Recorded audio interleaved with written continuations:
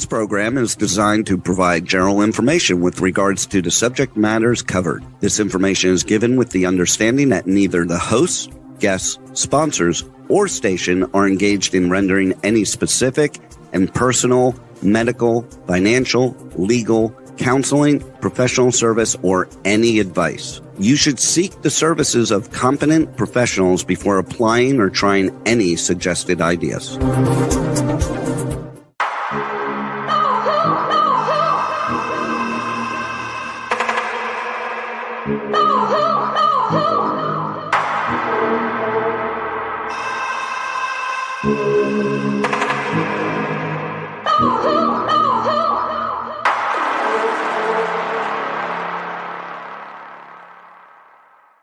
Good morning, true seekers and true crime junkies. Welcome back to another episode of Hit the Road Jack, Finding the Zodiac. I'd like to welcome to the show Nolan Del Campo. Good morning, everybody. Good morning. How was your week? It's been a great week so far. Yeah. And I'm going golfing later, so. The Friday agenda. We know how that works. Yeah. Watching a lot of soccer. The what? Watching a lot of soccer. Is that still going? I guess that's still going on. What are they down to now? They're down to the 7 teams. 7 teams. Wow. Who's still in? Finals yesterday. France won. France beat Morocco. Oh, really? Today, Spain plays Belgium. And so how many others are left? There's 6 others aside from France who already advanced. So they're in what bracket, you would say? It's called the quarterfinals. Oh, okay. Down to 7 teams. I might have to catch one of those games. Yeah. I did enjoy it. The one I caught, or 1.5, I think it was that I caught. It's like swirling. Yeah, it's great. Yeah, if you have ADHD, catch these games. I tell you what, you're like zoom, zoom, zoom, zoom, zoom, zoom. Oh my goodness. All right. So we had a couple of comments on YouTube from Ezra Cubis that I wanted to read off. I have some vague memory of what he's talking about here, but I say so vague is that I believe he and I and Harriet at one point in time discussed this. Him, of course, through YouTube. And then I believe he's indicating Harriet and I here on the show. But I thought what he had to say was rather interesting because I wasn't aware of it, or at least Dennis had not spoken to me about it that I know of. Though it's been lots of years since Dennis and I have talked about anything. And I really was kind of flooded with so much information and letters and things to examine that there are a lot of times I didn't listen to what Dennis was saying because what mattered was the handwriting to me. Stop telling me what you know, Dennis. Let me do my job. But this is Ezra's response on YouTube. I had read that Dennis had said that there was a positive match on one of the stamps that had been licked on one of the Zodiac letters to Jack's nephew. I believe it was his nephew, who was in prison in early 2000s and would have been a kid at the time of the Zodiac murders. I believe this was one of the last exciting news that Dennis had received before they decided. Right. Sorry. What's that? Are you having technical difficulties? He says, I believe this was one of the last exciting news that Dennis had. Yes, you're breaking up to me. You're breaking up, mister. It's you. You're breaking up. He'll be back.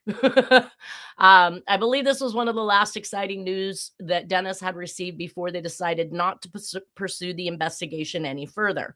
And I don't know who he means decided not to pursue the investigation, whether it was Dennis, but I did not ever hear at any given point in time that the FBI had discontinued to pursue or decided not to pursue the investigation. So he says, if this is true, this is quite ironclad proof that he wrote at least one of the letters. We know he wrote them all. Maybe you know more of this story than I do. I think you've brought this up before on your presentation from what I said, and Harriet confirmed it. And that's the part that I'm saying that I think that I vaguely remember us talking about this, and Harriet would have been the confirmation, not so much me. Albeit I feel like it's brand new information again, so maybe I dismissed this out of my head. I know that Dennis had indicated that they had taken, I I think, DNA from Chubbs, which would have been his uncle. So this one, and I'm not sure how it came about that the nephew was ever tested, other than his DNA would have been in the system, I'm assuming, if he was in prison. Ezra goes on to say Kaufman publicly claimed that a relative of Jack Terrence, often referred to in online true crime sleuth circles as a nephew, was incarcerated and that his DNA was a match to a partial DNA profile extracted from the saliva on the back of one of the Zodiac's envelope stamps. Now, that's something hello. Duabak. Are you freezing up again? I hear something. Anyways, so that was part that I do believe for them talking about partial DNA match. What's that? Go ahead. Can you hear me now? I can hear you now. Oh, beautiful. Yeah. So I went on to say Kaufman publicly claimed that a relative of Jack, often referred to on online true crime sleuth circles as a nephew, was incarcerated and that his DNA was a match to a partial DNA profile extracted from the saliva on the back of one of the Zodiac's envelope stamps. That is something I do have a vague memory of there being a partial match, but that Dennis claimed the FBI stated they needed to sort out the second source. So they needed to figure out who that second source was, separate that, what was left, and whether or not that then matched the partial from the Zodiac. It's something like that is float. What's that? It might have been mixed saliva. Of course it was, because they're saying that it was a partial. So on the back of one, blah, blah, blah, blah, blah. That his DNA was a match to a partial DNA profile extracted. So I don't understand if he's saying the partial DNA profile was extracted, from the Zodiac's envelope. So claiming that there was a partial match, but that they had two. I remember this in reference to Jack's envelopes going to the FBI, and that was that we thought, Dennis thought, should I say, that the San Francisco PD pooled the DNA from under the lip of the envelope with the stamp and ended up with two profiles inside of there. Yeah. But we have been told and had known that Jack did the spittoon thing, right? Having people spit in it and then using that. So we would anticipate anything coming out of Jack's house if that's the way he felt. That makes me sick to think about. Kind of gross. I'm not gonna lie, that makes me want to gag just a little. Is using that to seal his envelopes and his stamps. So that, and that the FBI had stated that Bean's two profiles came out of that. They needed to be able to pull one profile from it to see what was left, to see if that matched the Zodiac's profile. So he's smart enough to know not to use his own. Yeah. And even though the DNA wasn't a big thing back then, he's smart enough to look into the future and see, well, even though the technology's not there right now, who knows what can happen in the future? I better be careful. I'm betting the technology was there, and he was very much aware. It was developing, yeah. And he probably knew about it, too. We say developing when we know everything is 50 years in advance, just because we as the public don't get to see it until a later date, right? I mean, who knows how long good testing has been around, and that's why he had already known to use spit from other people to seal his envelopes. I'm thinking Jack is more on the in the know than we know. Yeah. So Ezra goes on to say, in Kaufman's theory, this proved a familial match to Terrence, and he argued that the nephew would have been a young child during the late 1960s, suggesting the child may have licked the stamps for his Uncle Jack, or that the genetic link proved Terrence was the writer. I also heard at one point in time that they had matched the Zodiac DNA on one of the letters to some kid. Now, again, I don't know if that was a false story. That was just something they were bringing up. But it does go back to, where was this kid? Was he in proximity? Did he live in the area where, Jack was? Is there a possibility that Jack also used this kid and his saliva? Who knows? Yeah. All questions we can't answer. So last week we were on the Tim Miller letter. We were talking about the cutouts that are much like the Black Dahlia letters and some of the Zodiac letters and other letters that we've talked about throughout this presentation. I'm just going to briefly read it again real quick for everybody because we're going to talk about some of these points. It says, Tim Miller, boo, it's me. You're looking for... You have not seen me, but I was the last man your Laura saw and many more. The police won't get me. I know, sad, right? The police won't get me, for I am too smart and I tampered with the evidence, and Super Fudge works well. The silent killer with his silence broken, but my identity is still secret, and understanding who is at fault is key. It's something behind this monster in me that makes me kill other Caucasian girls with brown hair. Second in the 80 series. Second in the 80 series intimates that there's two different crime sprees going on in the 80s, and we do have Jack back and forth to Texas during that time. Series, or the League Cities Field of Death, and the hundreds of the I-45 deaths, all the ones with brown hair and who are white and look enough like her. Now and then some from a convenience store phone. I am not the only one killing girls, Tim. No Mexican or no yellow. I'm not sure, but I'm guessing Chinese. Something ain't killed by me. The very first kills in the 80s series was some other guy too. Yeah, so he's alluding to two different series in the 80s, and that there was a second serial killer out there during the first set with him. Okay. I am the one who kills. I am something kills and more will die. Some to place on exhibit. The publicity, but most are underground. Believe she will pay or you are dead wrong. I assure that more bodies and bones are to come out, the remains to be found. 666, the upside down cross, the phantom, question mark, too many barrels of fun, all the live long day, and the Starfield 4 can be 5 or 6. As I recall, there was a Netflix documentary about this field where a lot of young women were buried that were killed. And Miller was part of it. Yeah, where the person, I think, was abducted from a convenience store. And there was some evidence of the use of a phone. So that seems like a direct reference to it is. This is in regards, this letter is going to Tim Miller. His daughter, Laura Miller, was killed in 1984. She had gone to a convenience store to use a payphone, which I don't understand why. Is she using a payphone or having to go to a payphone unless they don't have phones in their house at this time? They don't want her using the phone at the house. I can't surmise why she had to go to this convenience store, but evidently it was a distance from her house. And that was 14, somewhere around there. It had something to do with them not wanting her to call her boyfriend. She might have had an older boyfriend that they didn't like her seeing. So that's why she was called from the house. That's who she was purported to go call, yes. Yeah. But they were aware that that's what she was going to do. So I'm not sure, That's kind of odd. Yeah, it's odd. Yeah, it's odd. So, yeah, she's evidently last seen at this convenience store making this phone call and then never seen again, and then subsequently found dead. And you were right. The documentary, now mind you, this letter's written in 2005. Wow. I don't believe there's a documentary out on these deaths yet, but I think it does turn out to be that there is 6 girls that are found in this particular area.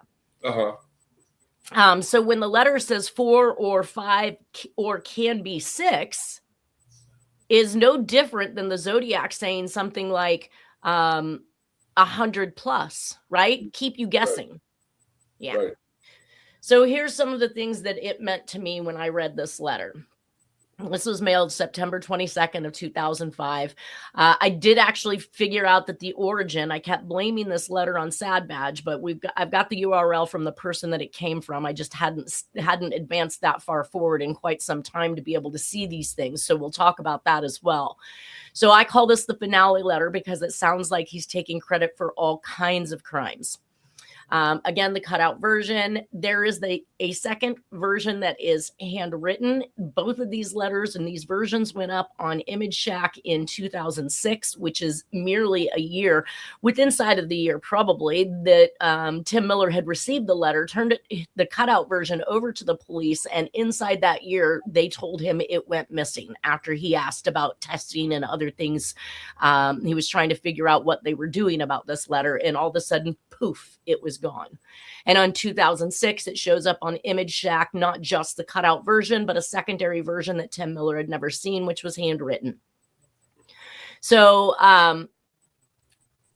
on these different, so if you see the L letter on the left-hand side, this is the line number that I found these references to that we're going to talk about. Yeah, so L21 is going to be line 20, 21, and 22. And I found what I called the lift gate flourishes, which were found in Black Dahlia's writing, Jack's 1945 Navy photo. And it was this little kick up that he did at the end of each letter. So the Z would have like little a down and up on the bottom left and top. Bottom right and top left of the Z had what I called the lift gate, because it looked like you could just lay it down and it would be a normal Z. Line 1 written to the victim's father, which we saw that in Sherry Jo Bates. We saw that in the Ramsey letter. Boo, that just to even see boo, it's me. That is so Zodiac, right? A Halloween card. I even labeled, so if you see a Z33 through L23, Z33 is going to be the communication number that I labeled, and L23 would be the line in which it's found. But we are seeing boo as a ruse by the Zodiac. He claims to be too smart to get caught. That's definitely Zodiac, right? Yep. Covered by fingerprints. I know how to write anonymously. We saw him as he did the Scorpion letters. He says he's tampered with evidence, which the Zodiac made claims of. He says super fudge works well. That's a cryptic message all on its own. And of course, Tim Miller believed it was related to oil. So his number one suspect, which I'm really a little confused now, because he said he sued Clyde Hedrick, but he said at the same time, his PI that came out here, Bill Young, had indicated that his number one suspect was involved with cataloging barrels of what they call super fudge in the oil industry, which is the sludge from each, I guess, initial tapping of the ground. And then they catalog it. And I suppose that's a way for them to verify whether or not somebody else comes in with that same source, whether or not they're side tapping somebody's oil. Wow. That's interesting. Right. Kind of like cataloging the I can't think now, the anthrax strains, right? They're cataloging where they come from, where they're located at, blah, blah, blah. So super fudge is what meant oil to Tim. And that's why I kept bringing up that humble oil reference, because we keep seeing humble in these communications as well. Yep. It says identity is still a secret, and understanding who is at fault is the key. Now, this made me think he's directly relating to the Tom Voigt letters. I gave you my DNA. I gave you my fingerprints. I told you I'm the real person. He likely exchanged information that would have been validated as well, I'm sure. But understanding who is at fault is the key. Now, Dennis always talked about this key, kept this key around his neck. I never knew what this key went to, but he kept saying how it had important stuff that was related to the case, though I never myself knew what that was. He calls himself a monster. So we saw in the Tom Voigt, stuff saying he knew he was a bad person at that point in time. Right. But also that he can't control himself, basically. Right. Well, and then he definitely, it wasn't so much I can't control in the Tom Voigt letters as it was he dismissed it by having been on drugs and in this underground perverted society and da-da-da-da-da-da. Kills Caucasian girls with brown hair who look enough like her. And I always wonder, is that Flover or is that Black Dahlia? Was Black Dahlia killed because she looked like his mom? We know that he had his own mom tattoo with the heart on it. And we know that That's he's a Navy thing. Well, and he supposedly had a perverse love for his mother where he thought he was going to be sharing her bed and be the man of the household when his father passed away until she brought her brother in. And I don't know where that story would have come from, because would Jack have ever openly admitted that to anybody, or was that just an assumption that Dennis made, you know? I don't know. I can't imagine any man saying that. I want to bed down my mom. Oedipus. Oedipus, yeah, definitely. He claims a series of killings called the 80 series. I then, look back at the Scorpion statement that he started a new crime spree, even though that is in 1991. It's the fact that he makes mention as if it's not part of who he currently is, right? Like, he's compartmentalized these crimes, the 80s series and the two different 80s series, and then the League City Field of Death, rather than saying he's just an overall killer of all of these things, or this was me for 40 years. He's like blocking it out into these different references. So the Scorpion statement that he started a new crime spree, which indicates they're more and not associated. So it makes it look like we are different killers out there. So I think that I found, at least by identifying some of the things in here, that we've got Zodiac, we've got the Lipstick, we've got Black Dahlia, Texarkana Phantom, Scorpion, Riverside Phantom, the Red Phantom, Anthrax, and probably more that I haven't identified yet, like the 666 and the smiley face masks. He claims the League City Field of Death series killings. He claims the I-45 series. It says he would take girls from convenience stores. We saw that in the Zodiac confession letter. And he takes credit for any killings he takes no credit for any killings dealings with Mexicans or Asians. And what I find interesting about that is that is definitely something the Zodiac wanted to be he did not want to be known for crimes he did not commit. There have been other material that has that same reference about not killing Mexican or Asian. Yeah, whoever it was, the BTK, whoever it was that blew up the police officer on the police station, he did not want to be associated with that because he had made reference to using bombs in the school bus part as Zodiac. That happened right around in San Francisco, right around the time of Zodiac, right? Exactly. So he wrote a letter saying that wasn't me. So I find it interesting that any killer trying to get recognition for what he has done would take the time out to say, but this wasn't me.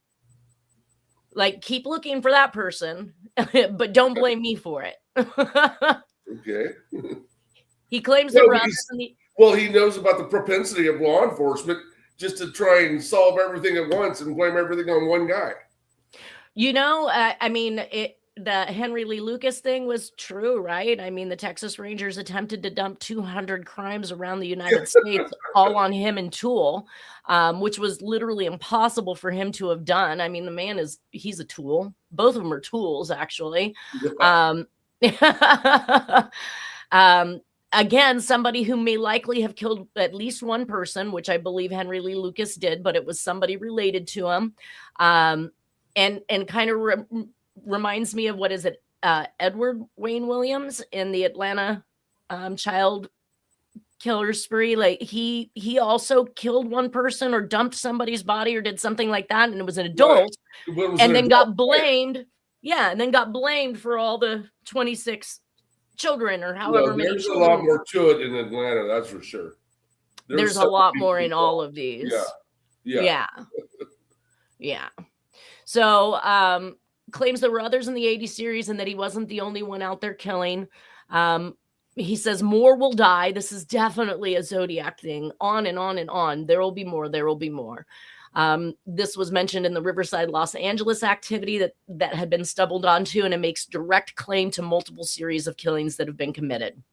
And of course, when we look at the 1986 letter that says 100 plus, we have to take that seriously when we look at the numbers that are involved with these crime sprees that I've plotted out around the United States, albeit that letter only took claim for California and Nevada. So has he once again compartmentalized the activity, which, California and Nevada has in comparison to all these others? Who knows? Because Nevada and California doesn't cover I-45, doesn't cover some of these other crime sprees.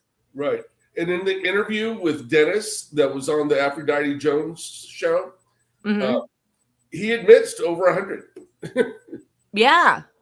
And that's probably based on his memory from the last letter that he wrote. He doesn't give us a number in this particular communication, but he is giving us the crime sprees. He says some to place on exhibition for the publicity, and that obviously is to get it into the newspapers. This is what I've been saying this entire time.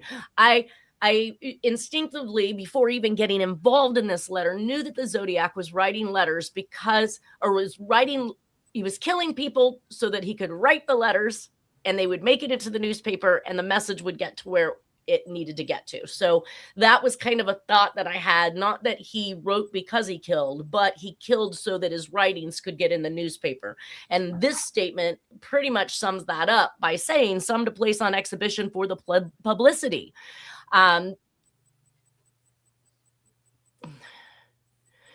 He states underground. We did just read about underground in Tom Voight's letters, and there were many mentions of underground in the Zodiac stuff.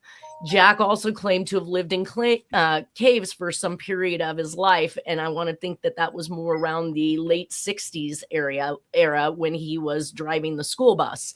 Again, underground. More bodies and bones are to come out. We actually did find out that there were extra teeth, jaw, and hand bones that were found in the area where the 12-year-old murder victim was found in the League City Field of Deaths. So there were additional bones from other victims that were buried in the same location or even in the same grave. So that the killer knew where he buried these girls and came back to put additional things in there. So if a state is missing partial remains, maybe they need to be doing some testing, since DNA is that great now, right? On some of these bones that have been collected from these crime sprees, and see where these hands came from, or this jaw, or these other items. They confirmed the skull was Donald Lass. Exactly. Now, and I wouldn't even think that you would need a family member to be able to identify it to another body. If you've got a body that's missing hands, then why wouldn't you want to test these hands, or a body that's missing a jaw, or so forth? I mean, the remains to be found is another line, which is basically kind of back to that Riverside activity. There's a whole lot they stumbled onto my activity, but there's a whole lot more down there. So saying basically the same thing. And the Starfield 4 can be 5 or 6, obviously an unusual statement, but I think that there was a total of 6 on the documentary. So I put that in here because he's alluding to, 4 can be 5 or 6. It must mean 6, because why play the game? It's just the game he loves to play. Right. 666. Swindles, right? They were like in the San Diego area. The guy was like former military. Right. And then the other couple was on the coast near Lompoc. Dominguez and Edwards. Yeah. Dominguez, yeah. But he's saying this to Tim. Who knows if there's more, yeah. Yeah, and he's saying this to Tim Miller, he's sending this letter to Tim Miller, so the remains to be found would make me feel like there's something going on in Tim Miller's area, something they haven't stumbled upon yet. Let's see, 666. I'm not sure what the affiliation for this, other than Devil's Highway. There is a highway there. I think it's Highway 110. Oh, maybe I have that wrong. Well, 666 is also a satanic reference, yes. It is, but every reference that he's put in here had a direct link to some crime spree. So calling himself the Phantom twice in this communication led me to think about Texarkana Phantom and the Red Phantom. Obviously, the Red Phantom was in relation to, again, Zodiac and then Riverside. Abstract Zodiac symbol, so connection to the Zodiac crimes. Phantom, we just talked about that. And Barrels of Fun. And obviously, that is... that's a Texas or a rodeo reference, right? We're having Barrels of Fun. That's like could be. But bull riding. Wasn't there a card or something with someone in a barrel that Zodiac said? There was I think it was either a soy sauce barrel or a sake barrel that was affiliated to one of the murder victims. I think is the only barrel that I'm aware of. Okay. And it might have been, I have to go back. I'm trying to remember her name. There's so much in this case. Oh my gosh. But it's definitely a Southern reference. Too Many Barrels of Fun. Also, Tim Miller, that led him back to thinking about the guy that was doing the cataloging of the oil, because obviously oil is kept in barrels. So he's thinking these references are tying back, when I just see this to be no different than Texarkana Phantom saying, "Take down your britches," or the Zodiac making references that were known to have been found in Lubbock, Texas. So to me, it was just, he's kind of culturally identifying himself about which location or area he was likely brought up in. Let's see. All the Live Long Day. That is the famous, song for working on the railroad. Right. And we know that Texarkana Phantom murder was suspected to have come and left on the railroad. Jack definitely talked about having to escape the police by jumping off of a train where he injured himself.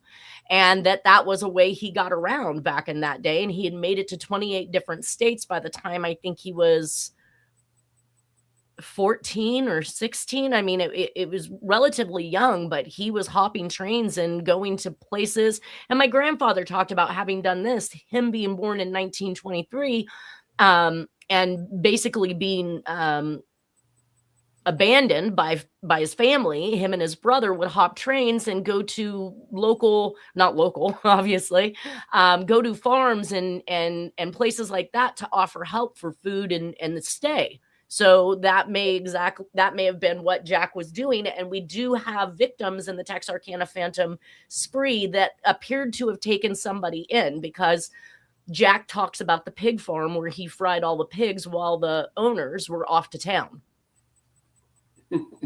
You remember that one? No.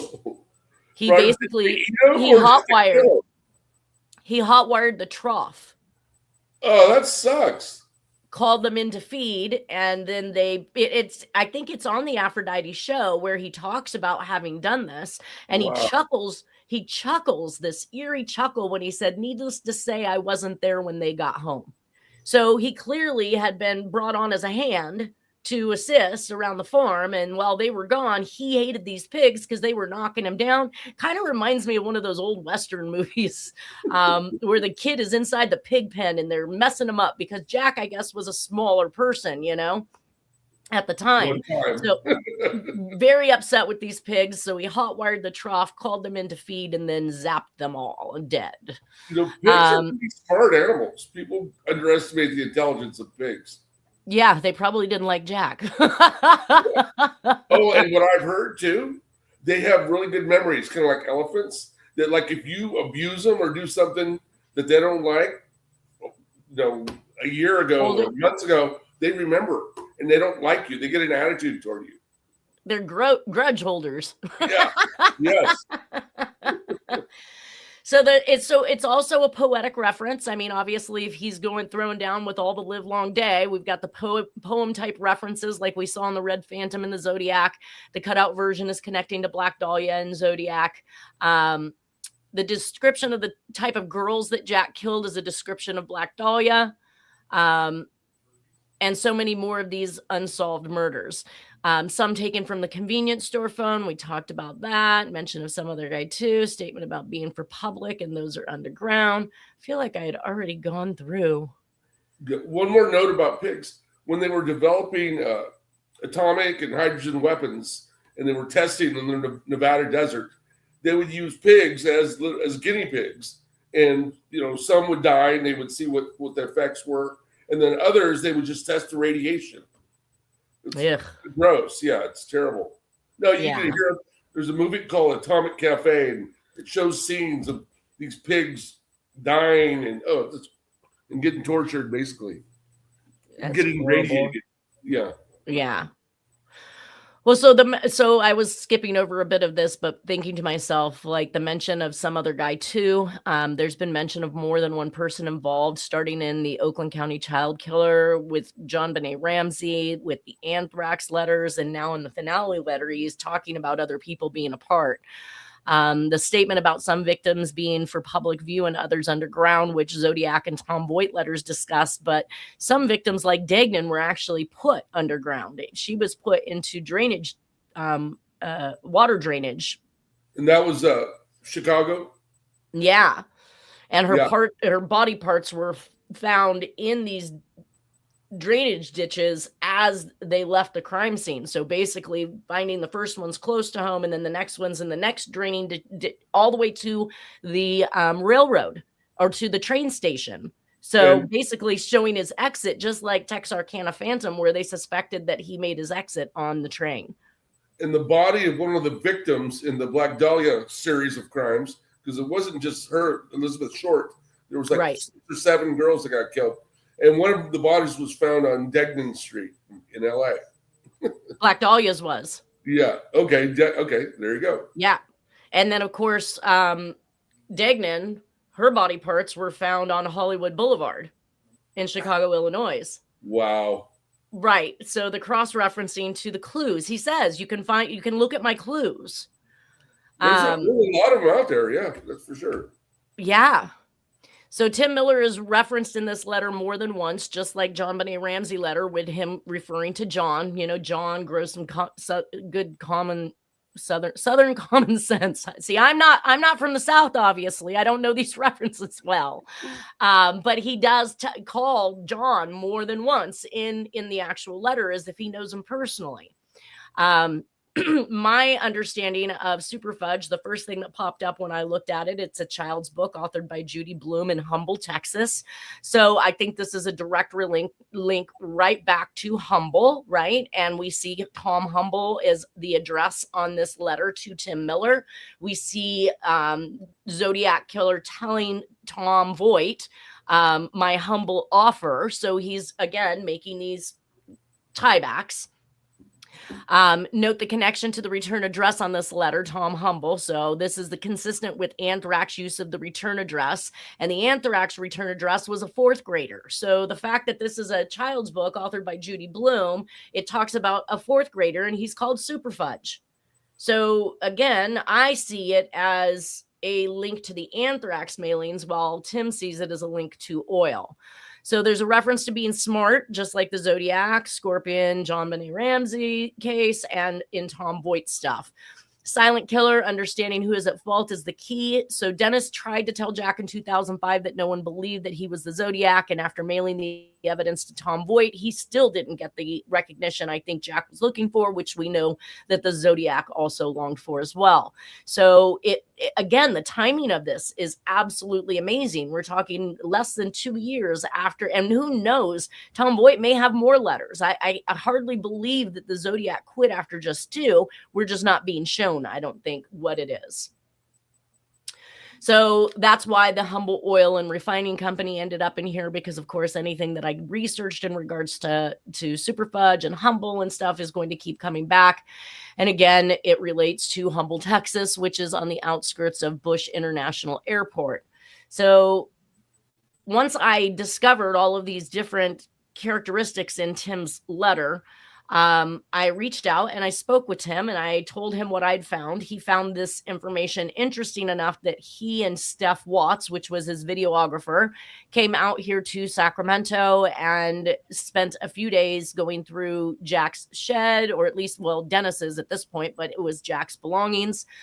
This is where we discovered, because Tim was pretty sure that there was no way, if Jack was living in Washington, that he could have been in Texas in September to have mailed it, and that it was mailed from a zip code next door to where it was mailed, which was Dickinson, Texas. And then we were going through stuff and stumbled across some letters and things from Crystal, which was Charles's girlfriend. And Charles is the youngest son of Jack Terrence. And she was from that zip code. And of course, that's where her father lived, and her father was one of Jack's best friends. So we had proximity to the actual zip code in which case the letter was mailed out of to Tim Miller. So real quick on Humble Oil, on the history of it, it has links to California, Northern California.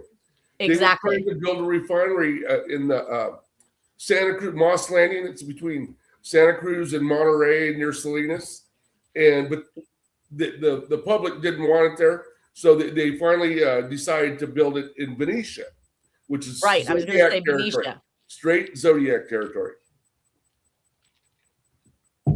And of course, we have, Lake Herman Road, which is right there next to Benicia, with whatever might be going on. That's why it stayed in. There was enough right down the street. Yeah. There was enough, 6 degrees that I kept Humble in here. Yeah. So basically, while Tim Miller and Steph Watts was out here, they proceeded to tell me at one point in the evening, after we had laid out all these pictures and evidence and things, Dennis had related, I think, a few, like maybe 10, 15 pictures to Texas during timeframes in which girls went missing and were found dead.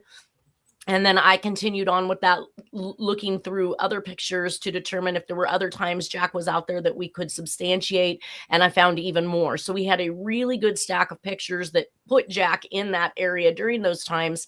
And at one point in time in the evening, I think it was Steph Watts that told me that Dennis tried to sell them the victims' IDs. And I lost my junk because obviously I wasn't in this for Dennis to be making money, and trying to sell off evidence just seemed rather wrong to me. Dennis and I ended up arguing. He did tell me later after, everything settled down that he never offered to sell that. So he's making it sound like it was a ploy for them to instigate a fight between the two of us to try and break us up, if you will, in the sense of client, examiner. Either way, it wasn't long after that Tim Miller paid for Dennis to go back to Texas so that they could go search, I guess, for some things and evidence. And one of the places they went to was to Jack's aunt's house. When they got there, she confirmed that Jack was in fact in Texas in September of 2005. He was there looking for boxes he had asked her to keep for him, which he's notorious for having storage sheds all over the place. So this must have been pretty important if he's going to house it with a family member, because he doesn't want to ever lose track of it. But when he gets back, he finds out that she has discarded them because she thought she'd never see him again. What? She's got to be up in age, I would think, at this point too, because if Jack is in his 70s, yeah, that's his aunt. And this is his aunt. She's got to be rather old. And then after this whole entire thing with Dennis out there, finding out Jack, yes, was in Texas, September of 2005, that gave him proximity for this letter. And we know that Charles's girlfriend was also living at that point in time in Texas. So at some point, a few years after, Tim Miller sends out Bill Young, who's former law enforcement for League City, I believe, and he's now a private investigator who's been working with Tim on his daughter's case. And he actually asked me to do Clyde Hedrick's handwriting. I did it. It was not a match. I showed him why it wasn't a match. But Tim Miller, still sued him in the end, even after I gave him that information. Was he the guy that had the little mini ranch nearby, and he was on the documentary as well? That was Abel, I believe. Okay, Robert Abel. Yeah. Okay. He has the horses and helped him search and do the things. At another point in time, Tim Miller had went to his daughter's grave and found DVDs with XXX written on it, obviously of sexual nature, because that's what XXX meant back then. And I don't recall if he ever attempted to watch them, if he turned them over to law enforcement, but he found them on Laura's grave. What I thought was interesting is that, lo and behold, in Jack's belongings, I also found DVDs that were marked XXX on them as well. And we couldn't obtain any images off of them. And no matter how we tried to play them, either they were just really old technology that didn't work with our newer technology, or they were corrupted from having been in storage sheds. Either way, Jack is aware that no one wants to buy that he is Zodiac, so this makes sense for this letter to have come out at this time. You know, it's 2005. Jack is not doing well. He's definitely ailing. He's got congestive heart failure, and he's literally about a year away. Obviously, September 2005. He dies in August 2006. He's less than a year away from his mortality, which he takes on his own hands. The fact that more to be found is something said by almost all the suspects in the crimes that we have writing involved with. There will be more. This is a constant theme. Too Many Barrels of Fun is not only a Southern reference to, to a rodeo, but also the same attitude of having fun with law enforcement, just like Black Dahlia, Zodiac, and the Scorpion. Barrels could support Tim's reference to Super Fudge being the sludge in the barrels that make oil, but if Hedrick was in charge of cataloging these barrels, how did he become indigent? I mean, we saw the picture of him that he made the newspaper over. He has no teeth. He looks like he's an old school tweaker. And at one point in time so I just barely started the podcast, Tim reached out to me and asked me, Nanette, do you still feel that Jack is the author of the Zodiac letters? And I said, yes, Tim, that's never changed. 14, 15 years going strong. I haven't seen a better match than Jack. But I think that he was wanting one last shot at whether or not, he wants to believe that Clyde Hedrick is the court of public opinion. Really, it was a court that found him guilty or negligible for her homicide and awarded him something like $14 million. But if you saw him with no teeth in his mouth, where are you going to you ain't going to get a penny. So I'm wondering at this point if he's just rationalizing that he made a mistake. He should have gone this avenue the entire time. And the more that I research and go over these things, the more it points back to the same person. And Clyde Hedrick could never have been the Zodiac. Right. So all the live long days are reference to say that he may have been in on what happened in Texas. We don't know, but I don't think he wasn't the killer. Well, and I don't know of any affiliation between him and Jack to say anything otherwise. I haven't seen his name mentioned in anything. Yeah. If that had popped up, then I might have been like, whoa, we've got team involvement. But so there's also handwritten side of the, there's also the envelope side of the actual communication. So you have to think about this in terms of what the Zodiac used to do. He would write his letter, then fold it up accordingly so that the outside of the blank page would become the envelope itself, and then he would address that. So it's the way he folded his letters, and it's the way he used the letters themselves. This was quite similar in the fact that the backside of the letter turns out to be trifolded and then is used to create the envelope for the mailing of this letter. And I remember back in the day when you could do that. Right? You could trifold anything as long as it was letter size. You could stamp it and mail it. It didn't need an envelope as long as it was addressed properly and had the proper postage. Wow. I've never done that. And yet most people don't. They don't want the stuff to be seen on the inside. So basically on the backside of this, there were words that said attack, neighbors, accessible, railway, rural, serious, suspense, vulnerability. You could look for my clues, photo, and we know Jack had rolls of film. In fact, one of the things we'll see here shortly, and probably not today, but is the evidence of the blob on the film that I think History Channel wants to talk about as to why Dennis was crazy or something. Tom Humble and Super Fudge. We got League City. So it's addressed it to Tom Humble. We're down to about our minute 25-second mark here. It talks about League City, Texas. No use of the comma or separation of city and state. We've got the word mystery. More projects to come. And then he talks about the Fooler. NASA Horseman Abel is not the devil sought by the League City Blue Fuzz. So obviously blue being one of the adjectives that the Zodiac Killer liked to use for the cops, right? Blue pigs. Yeah. Pretty much the blue meanies, the blue pigs. Yeah. So it again is just another reference to something that the Zodiac had said. Officer Pat Serial, I'm not sure who this is, but they talked about profiling. So he's wrong in profiling NASA Horseman Abel. And we see the Phantom again. My MO changes, clearly a Zodiac statement. And then the 666 is found. So here's kind of just a brief look as we wrap up the last couple seconds of this. I hope everybody had a wonderful 4th of July last weekend. And I thank you, Nolan, for being here again today. Is there anything you'd like to add before we head out? No, just have a wonderful weekend, you and everyone else. You have a great game golfing.